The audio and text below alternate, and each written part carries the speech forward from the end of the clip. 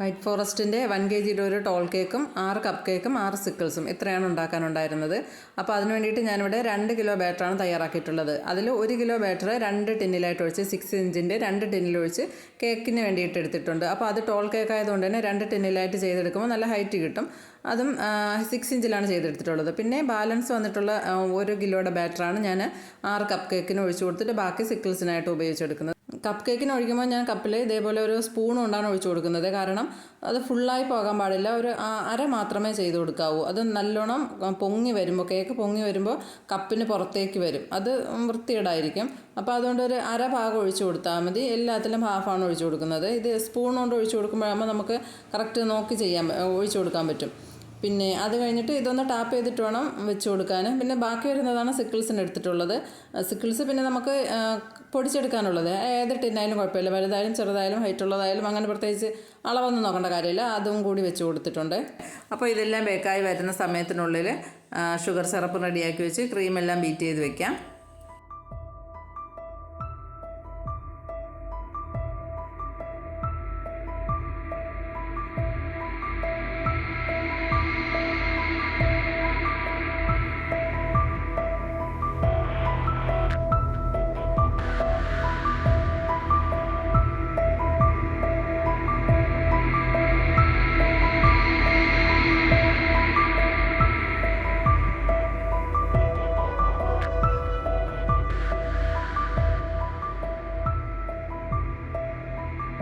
Cake ബേക്കായി തണുത്ത് കിട്ടിയിട്ടുണ്ട്. Sugar സിറപ്പും അതുപോലെ ഫ്രിഡ്ജിൽ വെച്ച് നല്ലോണം തണുപ്പിച്ചെടുത്തിട്ടുണ്ട്. ഇനി ഐസിങ് ചെയ്ത് തുടങ്ങാം. അപ്പോൾ ഇതേപോലെ ഒരു ബോട്ടിലിൽ ഹോളിട്ട് കൊടുത്ത ശേഷം 2-3 ഹോളിട്ട് കൊടുക്കണേ. അതിന് ശേഷം നമുക്ക് ഇതേപോലെ ഷുഗർ സിറപ്പ് ഒഴിക്കുകയാണെങ്കിൽ ഈവനായിട്ട് എല്ലായിടും ഒരേപോലെ എത്തും. എന്നിട്ട് അതിൽ ഫില്ലിംഗ് ആയിട്ട് കൊടുക്കുന്നത് ചെറിയും വൈറ്റ് ചോക്ലേറ്റും പിന്നെ ഇതേപോലെ മിൽക്ക് മെയ്ഡും കൂടി ഒഴിച്ച് കൊടുക്കുന്നുണ്ട്. എന്നിട്ട് അടുത്ത ലെയർ വെച്ച് കൊടുക്കുക. അങ്ങനെ ടോൾ കേക്ക് ആയതുകൊണ്ട് തന്നെ നമ്മൾ ക്രീം കൊടുത്ത് പോകുമ്പോൾ സൈഡ് വശത്തും കൂടി ഒരേപോലെ അങ്ങ് ക്രം കോട്ട് ചെയ്യുന്ന രീതിയിൽ സൈഡിലും കൂടി കൊടുത്ത് പോകണം. അങ്ങനെ വരുമ്പോൾ എല്ലാ ലെയറും ഒരേപോലെ തന്നെ നിൽക്കും. ഒരു കറക്റ്റ് റൗണ്ട് ഷേപ്പ് നമുക്ക് കിട്ടും. ഇല്ലെങ്കിൽ നമ്മൾ മുകളിൽ ഇങ്ങനെ ലെയർ വെച്ച് പോകുമ്പോൾ കേക്കിൻ്റെ ഷേപ്പിന് വ്യത്യാസം വന്നിട്ട് ചരിവുണ്ടാകാൻ സാധ്യതയുണ്ട്. അപ്പോൾ അതുകൊണ്ട് ഓരോ ലെയർ വെച്ചിട്ട് നമുക്ക് ഫില്ലിങ് കൊടുത്ത് കഴിഞ്ഞിട്ട് അടുത്ത ലെയർ വയ്ക്കുമ്പോൾ ആ സൈഡ് വശം കൂടി ക്ലിയർ ചെയ്തിട്ട് ഒന്ന് ക്രം കോട്ട് ചെയ്ത് പോകൂലേ സൈഡ്, അതുപോലെ ചെയ്ത് പോയാൽ നമുക്ക് അവസാനം വരുന്ന ലെയറും കറക്റ്റിന് എത്തിയിട്ട് ഒരേപോലെ തന്നെ ഷേപ്പ് കറക്റ്റായിട്ട് കിട്ടും, ചരിവൊന്നും ഉണ്ടാവില്ല.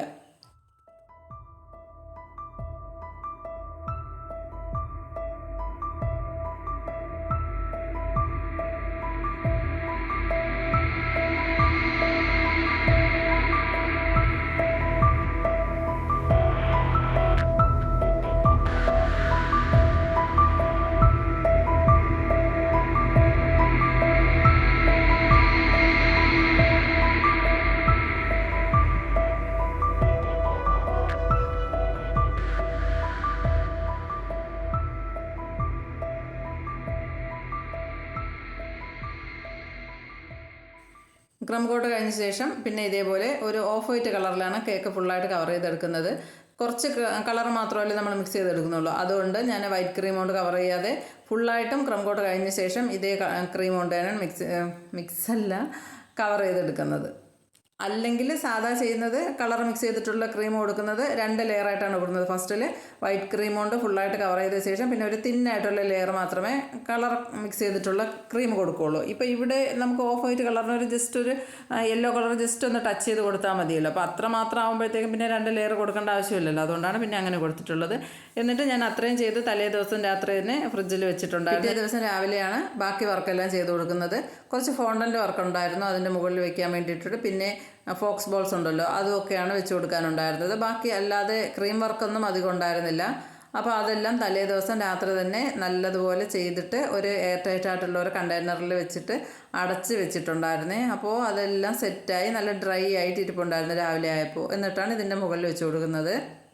പിന്നെ ഈ റെയിൻബോയൊക്കെ ഞാൻ ഫ്രിഡ്ജിലാണ് വെച്ച് കൊടുത്തിട്ടുണ്ടായിരുന്നത് നല്ലതുപോലെ അടച്ചിട്ട്. കാരണം അതിൻ്റെ ബാക്ക് സൈഡിൽ ഞാൻ ചോക്ലേറ്റ് മെൽറ്റ് ചെയ്ത് ഒഴിച്ചിട്ടാണ് അതങ്ങനെ വെച്ചിട്ടുണ്ടായിരുന്നത്. അല്ലെങ്കിൽ അത് കറക്റ്റായിട്ട് നിൽക്കാൻ പാടാണല്ലോ. അതുകൊണ്ട് ചോക്ലേറ്റ് മെൽറ്റ് ചെയ്ത് അതിൻ്റെ മുകളിൽ ഒഴിച്ച് അത് നല്ലോണം സെറ്റാക്കിയ ശേഷം അത് നമ്മൾ പുറത്ത് വയ്ക്കുകയാണെങ്കിൽ മെൽറ്റായി പോകില്ലേ. അപ്പോൾ അതുകൊണ്ട് അതൊരു ടിന്നിലിട്ട് അടച്ച് ഫ്രിഡ്ജിനകത്താണ് വെച്ചിട്ടുണ്ടായിരുന്നത്. ഇതേപോലെ കുറച്ച് ഫോണ്ടൻ്റ് വർക്കിൻ്റെ ബാക്ക് സൈഡെല്ലാം സ്ക്വയർ ഒട്ടിച്ചു കൊടുക്കാൻ വേണ്ടിയിട്ട് ഞാൻ ചോക്ലേറ്റ് മെൽറ്റ് ചെയ്തതാണ് ഒഴിച്ചു കൊടുത്തിട്ടുള്ളത്. കാരണം കുറച്ച് ട്രാവൽ ചെയ്യാനുള്ളതാണ് ഈ കേക്ക്, അതുകൊണ്ട് അങ്ങനെ വെച്ച് കൊടുത്തിട്ടുണ്ട്. ഇല്ലെങ്കിൽ നമുക്ക് സ്ക്വയർ അതിൻ്റെ ഉള്ളിലേക്ക് ഇറക്കി കൊടുത്താൽ മതി. എങ്ങാനും അത് വീണാലോ എന്ന് പേടിച്ചിട്ട് ഞാൻ ചോക്ലേറ്റ് മെൽറ്റ് ചെയ്ത് അതിൻ്റെ ബാക്ക് സൈഡിൽ ഒഴിച്ചിട്ട് എന്നിട്ട് സ്ക്വയർ വെച്ച് ഒട്ടിക്കുകയാണ് ചെയ്തിട്ടുണ്ടായിരുന്നത്. അപ്പോൾ അതങ്ങനെ തന്നെ നിൽക്കുമായിരുന്നു.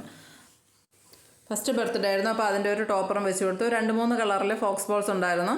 അപ്പോൾ അതും കൂടി വെച്ച് കൊടുത്തിട്ടുണ്ട്. പിന്നെ പേര് എഴുതി കൊടുത്തിട്ടുള്ളത് ഫോണ്ടൻറ്റിലാണ്.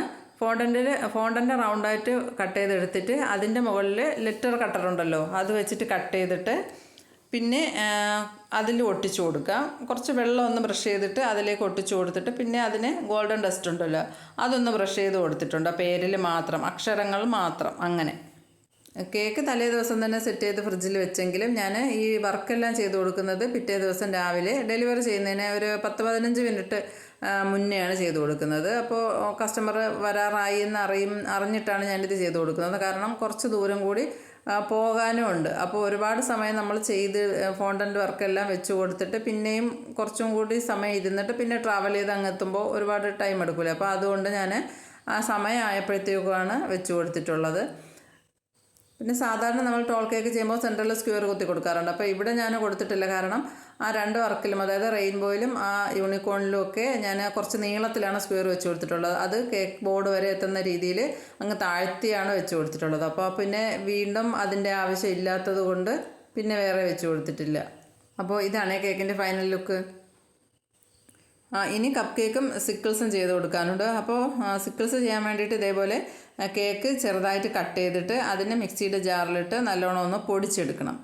അപ്പോൾ ഇത്ര അല്ല കേട്ടോ, എനിക്ക് കുറച്ചും കൂടി കേക്ക് ആവശ്യമായിട്ട് വന്നിട്ടുണ്ടായിരുന്നു. ഞാൻ ആദ്യം ഇത്രയും പൊടിച്ച് നോക്കി, മതിയാവുകയാണെങ്കിൽ പിന്നെ എടുക്കണ്ടല്ലോ എന്ന് വിചാരിച്ചു. പക്ഷേ കുറച്ചും കൂടി വേണ്ടി വന്നിട്ടുണ്ടായിരുന്നേ.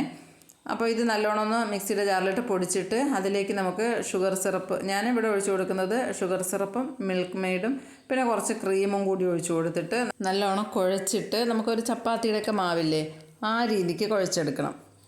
അങ്ങനെ കുഴച്ചെടുക്കുമ്പോൾ നമ്മുടെ കയ്യിൽ വെച്ചിട്ട് ഉരുട്ടി നോക്കുമ്പോൾ നല്ലോണം ഉരുട്ടിയെടുക്കാൻ പറ്റണം. അതാണ് ഇതിൻ്റെ കറക്റ്റ് പരുവം.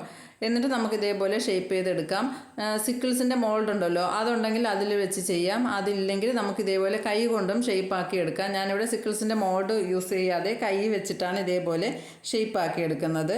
എന്നിട്ട് നമുക്ക് ഇതിനുള്ളിലേക്ക് നമ്മുടെ ഐസ്ക്രീമിൻ്റെ സ്റ്റിക്ക് ഉണ്ടല്ലോ അത് ഉള്ളിലേക്ക് കടത്തി കൊടുക്കാം. അത് അങ്ങനെ ചെയ്തതിന് ശേഷം ഫ്രിഡ്ജിൽ വെച്ച് നല്ലോണം ഒന്ന് സെറ്റാക്കിയ ശേഷമാണ് നമുക്ക് ചോക്ലേറ്റ് മെൽറ്റ് ചെയ്തത് ഒഴിച്ചു കൊടുക്കേണ്ടത്.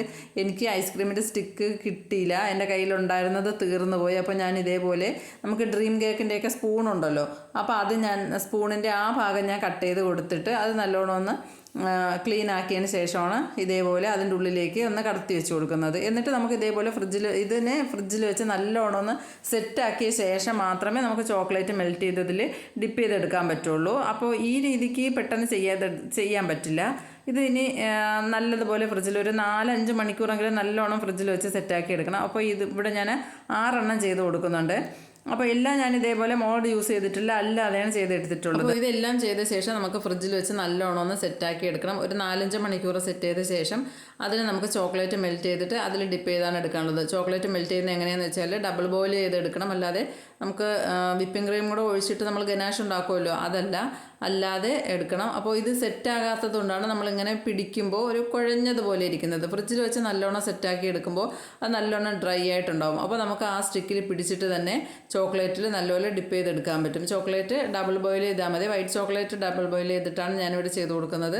എന്നിട്ട് നമുക്ക് അതൊരു ഗ്ലാസ്സിലേക്ക് ഒഴിച്ചു കൊടുത്തിട്ട് ഗ്ലാസ്സിലാവുമ്പോൾ നമുക്ക് കറക്റ്റായിട്ട് കുറച്ച് ചോക്ലേറ്റ് മതിയാവും.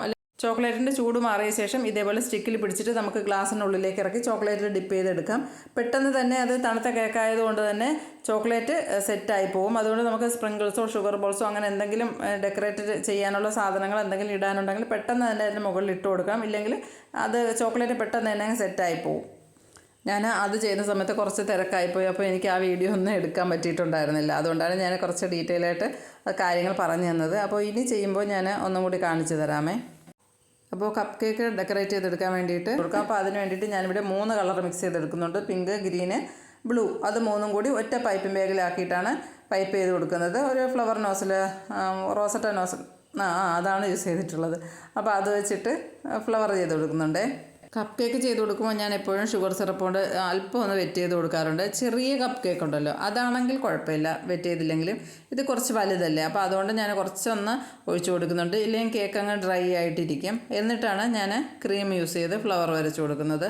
അപ്പോൾ ഒന്നിൽ ചെയ്തപ്പോൾ എനിക്ക് കുറച്ച് ആ സൈഡ് വശം ഇങ്ങനെ ഫില്ലാവാത്തത് പോലെ തോന്നിയതുകൊണ്ട് അതൊന്ന് എടുത്ത് മാറ്റിയ ശേഷം പിന്നെ ഒന്നും കൂടി ചെയ്ത് കൊടുത്തിട്ടാണ് ഫുള്ളാക്കി എടുത്തിട്ടുള്ളത്. അപ്പോൾ വീഡിയോ നിങ്ങൾക്ക് എല്ലാവർക്കും ഇഷ്ടപ്പെട്ടെങ്കിൽ ലൈക്ക് ചെയ്യാനും ഷെയർ ചെയ്യാനും സബ്സ്ക്രൈബ് ചെയ്യാനും മറന്നു വരുത്. പിന്നെ ഇതിനെക്കുറിച്ചുള്ള നിങ്ങളുടെ അഭിപ്രായം എന്തായാലും അതും കൂടി ഒന്ന് കമൻറ്റായിട്ടും കൂടി ഒന്ന് അറിയിച്ചേക്കണേ.